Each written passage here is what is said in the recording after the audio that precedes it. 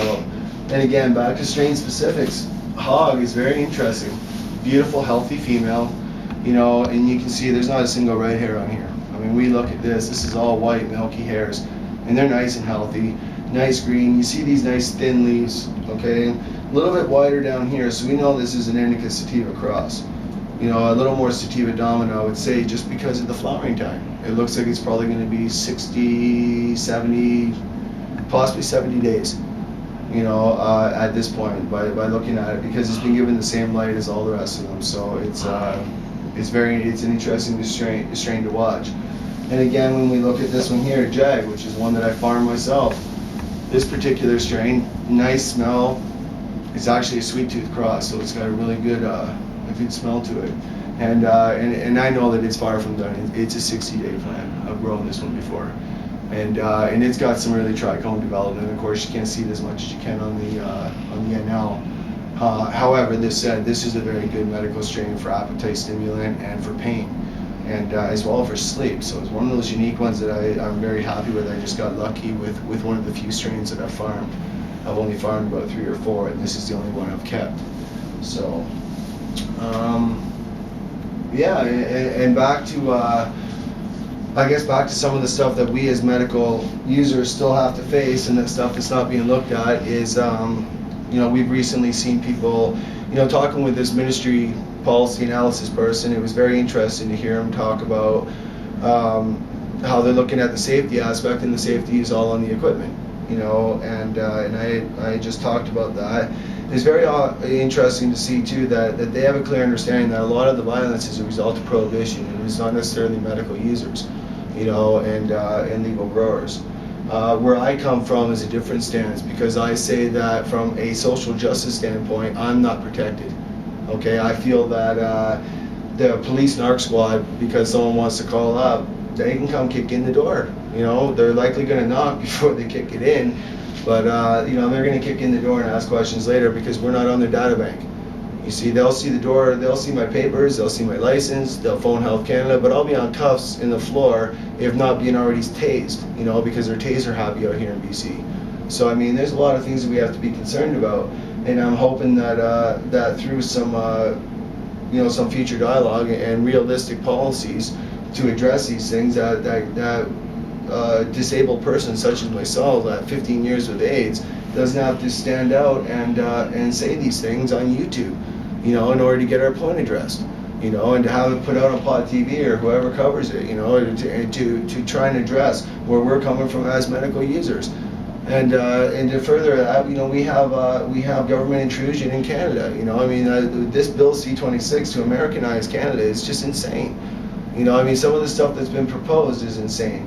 I've addressed this several times, so I'm not going to continue to rant on a bill. I'm not a politician, but I had a chance to hear Mr. Kurt Tusaw speak recently at a convention, and he electrified the room. And there's a lot of good things that are coming in the direction of the cannabis culture in general.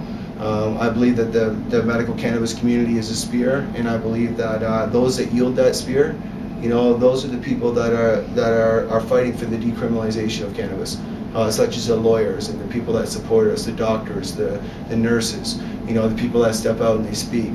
You know, those are the people that are really pushing for the, you know, for not only the medical use, but also for eventually decriminalization, so that any consenting adult should be able to use cannabis. And I would like to downplay some of the facts that we can't grow our own cannabis. That's flat out a lie. There's 5 different strains here. The federal government can't even offer me 5 strains. I can.